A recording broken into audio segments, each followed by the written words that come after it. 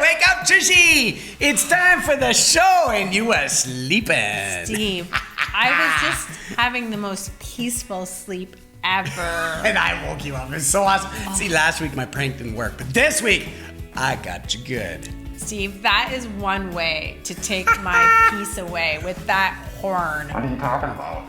Oh, well, welcome to another week of Emoji Madness. Yes, Emoji Madness. That's right. Final week. Final week of Emoji Madness. Kind of sad about that. I am. I've enjoyed the emojis. Have you enjoyed them? I've loved one. I've loved in particular just like having all the different emojis that the kids made, that you guys made at home. They were amazing. And we've tried to incorporate them into the videos.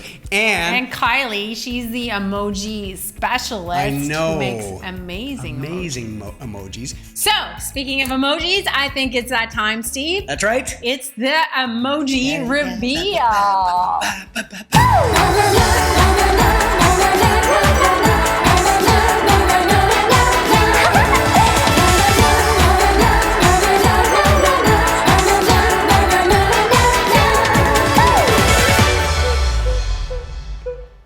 Peace. How fitting, Steve. I know. You'd think I'd almost planned this. I know. I was like the disruptor of your peace. Yes. Wow. I had such a peaceful sleep.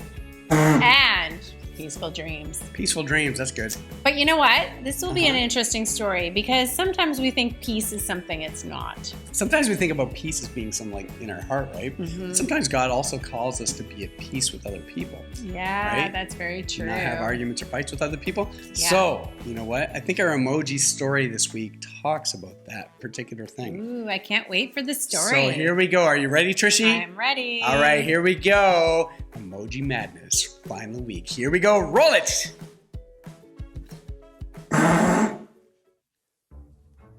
Today, we're going to look at the story of Jacob and Esau, right from the book of Genesis. This is Jacob. Hello. And this is Esau. Hey there, Smickums. They are brothers. Actually, they're twins. Esau was born first, then Jacob. Now, Esau was a hunter who loved the outdoors. What's not to like about hunting? I especially like using the bow and arrow. But Jacob was more of a homebody and liked to cook. Well, somebody's gonna make the tasty buffalo skin Esau brings home. In fact, the other day he brought home a porcupine. At first, I thought, what am I going to make with this? But you know, those quills, I just rubbed them together, made a fire, and dove right in. Now, usually in that day, the boy who was born first would inherit the wealth of their father. This was called the birthright. Tasty porcupine kebabs, Jacob.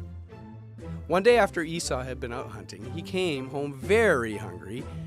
Jacob was outside cooking some stew, and Esau told him to give him some. Hey, bro. Give me some of that porcupine stew there. I'm starving and it looks delicious. Well, Jacob was a bit sneaky and said to Esau, I'll trade you the stew for your, a birthright. What do you mean? Do you think I'm crazy?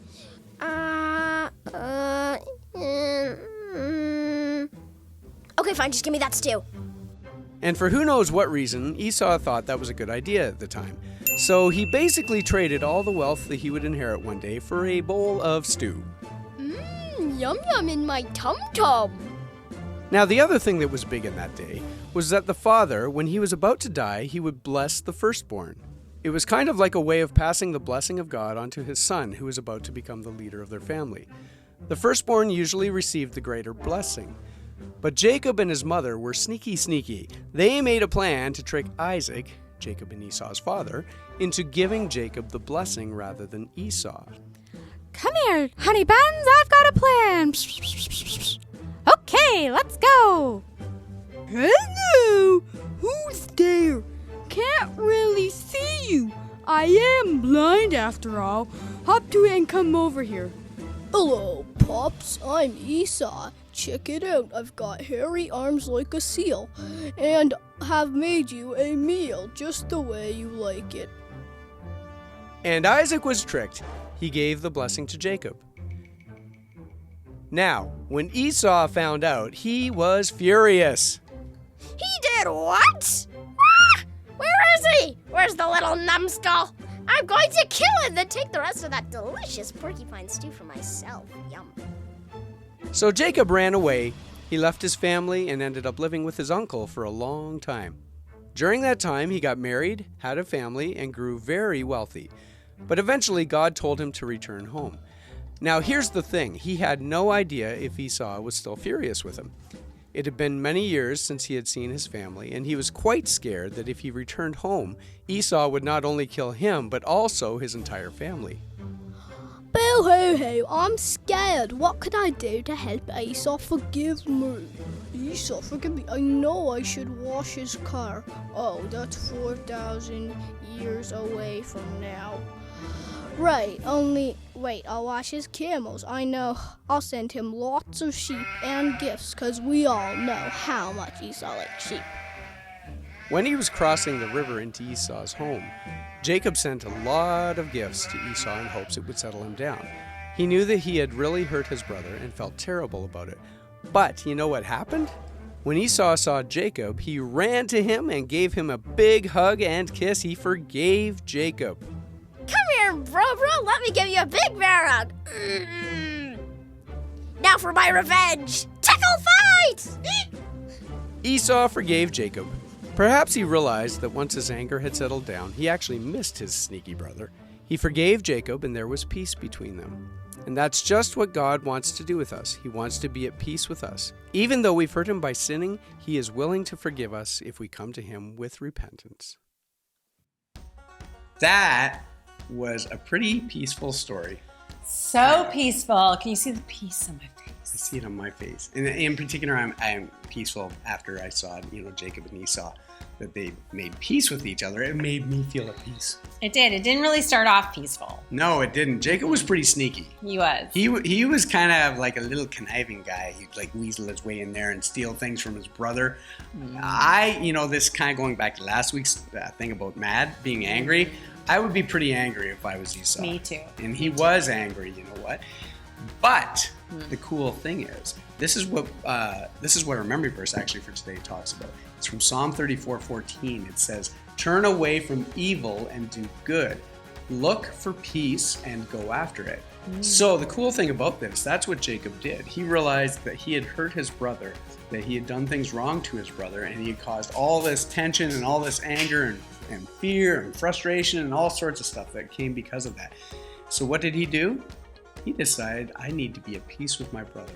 And one of the ways that he did that, he came and he basically confessed. He said, I'm sorry for the way I treated you, right? He gave him all sorts of gifts and just tried to help his brother be at peace with him.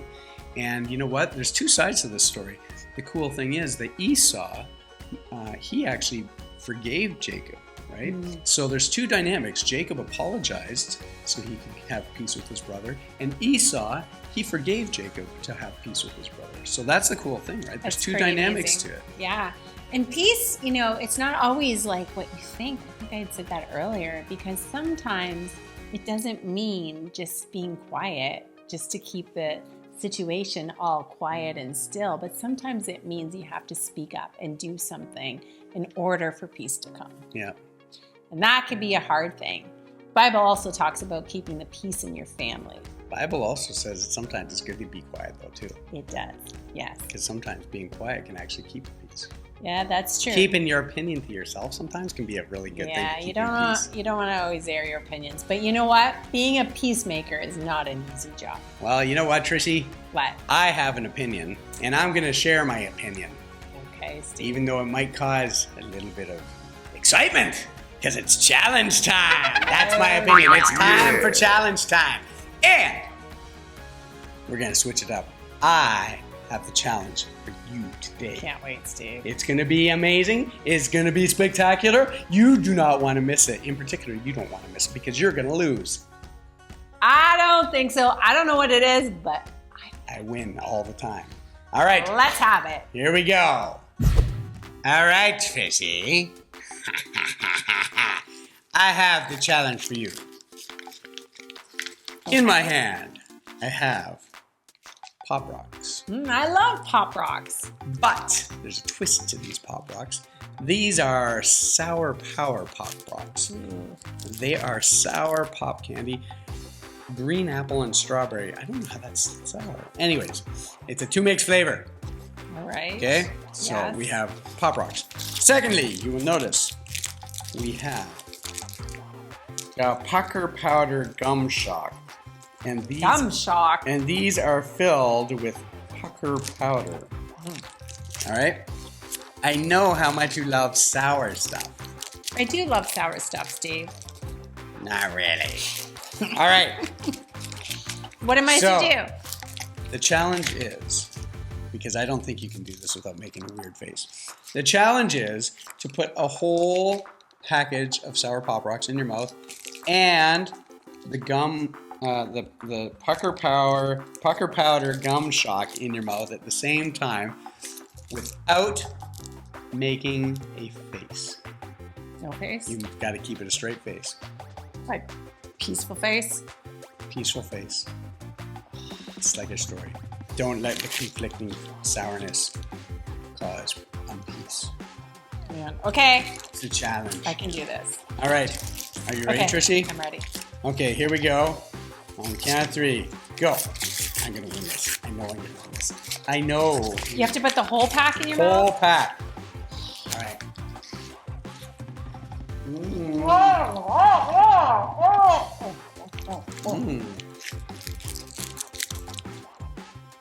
Hey, got gum. Gum too.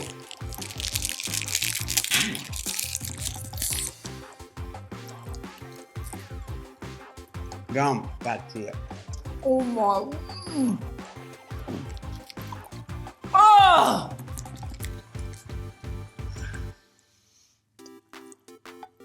I win. I win. I win. Those are gross. What is sour? You don't like sour? Steve, Oh, those aren't sour. what is sour? Those are bitter. What? Those are really bad. Oh, that was disgusting. Must be the pucker powder. How do you like that? I got Pop Rock gum. I need a drink. I'm All right, gonna- that's it for today. No, Thank you for no. joining us. No. You got a consequence. Steve, I feel like taking this was consequence enough. No way. You got the consequence. Who wants to see the consequence? I want to see the consequence. You want to do it? No, I want to see you do the consequence. Oh. Because I like seeing your face like that. It makes me feel at peace. Oh, Steve, something's wrong with that. Something is very wrong. All right, here we go. That sour gum is good. All right, Trissy, here we go. I got What do the you consequence. The consequence is you, because I know how much you love the Sour Power Pop Candy, Pop Rocks. You have to do 2 of these. 2? I don't But- know, Steve. 2 packs while drinking a can of Coke. Steve, I think that's really not good for you. I don't know. think kids don't do this at home. What? I've heard this is not good combination. It's Are you wonderful. sure I should be doing this? Totally. And this is for what? No reason. No reason at all. I'm scared. I am legitly afraid to do this. Are you sure you want to like give this to me? Yeah, I do. I do very much so. I don't know, Steve. Okay, let me first start with this. What? Start with the Coke? All right, here we go. Hold on. Yeah. Can I just do one pack? Let me help you.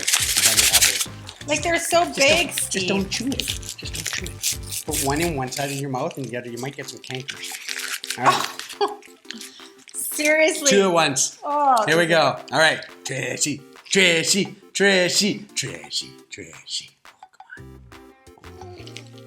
Come on, Trashy. Yes. All right. Okay. Now for the fun. All right. Here we go. Yes. Take a big mouth. Big drink. Big drink of Coke.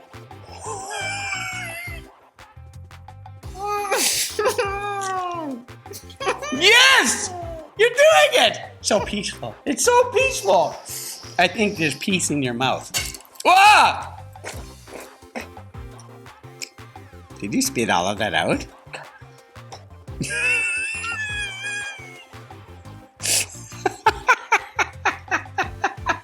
Thanks for joining us. We'll see you next week.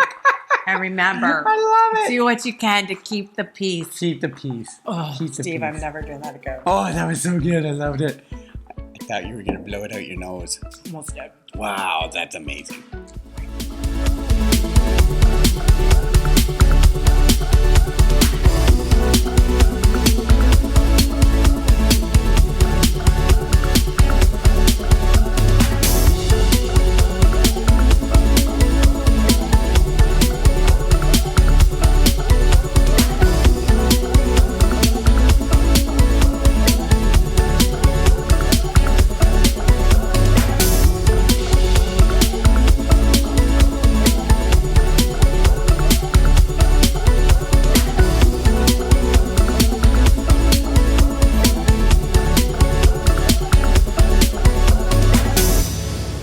Bring them to me, then.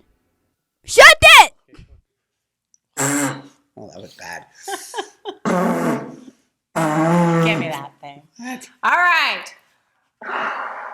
Oh, That was peaceful. that is a peaceful blow.